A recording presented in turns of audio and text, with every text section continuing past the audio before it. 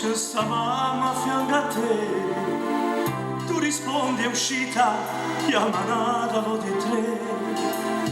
Ma se tu sapessi che voglio parlare con te, per sentirti più vicino a me.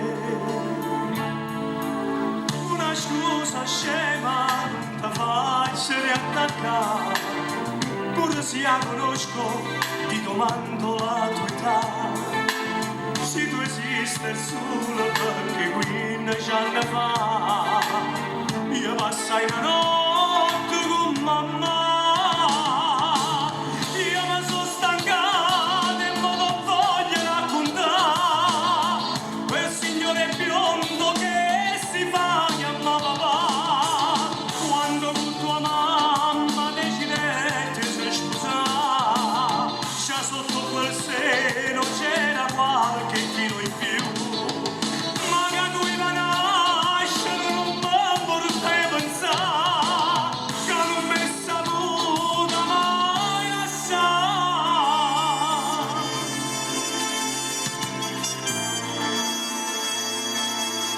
Dio, che grossa confusione adesso c'è nella mia mente. Mi sembra tutto assurdo, tutto strano da capire. Ormai tu vivi bene nell'alta società e questo mi può fare solo piacere, ma tutte le foto che ti cercate sono state sempre buttate a parte fuori. Sì, ma tu con me hai già parlato un sacco di volte e la verità me l'hai sempre nascosta. Forse nemmeno tu come mia madre sei stato giusto. Sì, figlio mio, se vuoi saperne ancora di più di mare, proprio tu. E se poi mi dai la gioia e l'alto onore, ti porto a colazione, ti va? E tra un bicchiere di vino e tu una Coca-Cola, che quando tutta la storia con Maglione, hai capito a papà? Via, dammi sta soddisfazione. Segnati questo numero da prego vicino, che la canesita tu me la fa sapere. E si dessa battere, un giorno che l'urla, viene in cielo a dice a papà. L'una da me favore, che c'era che tu mi fa, quando sei sicura e chi l'ha fatta innamorare.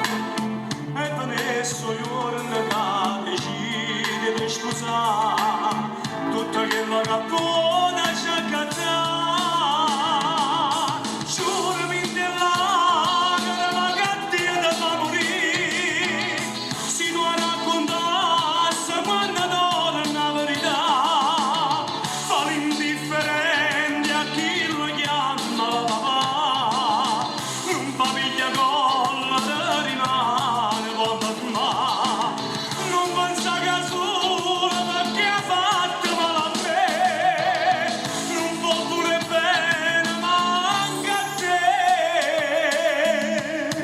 Hai capito papà?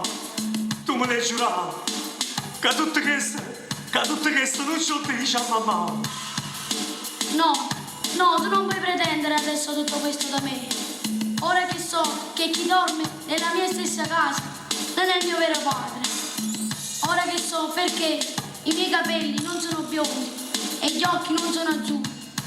Ora che so perché nel mio sguardo si può leggere che la capelli grinda tutti i voglio minato. E non ti posso giurare che tutto questo non lo dico a mamma. Pronto? Alfonso! Pronto, papà!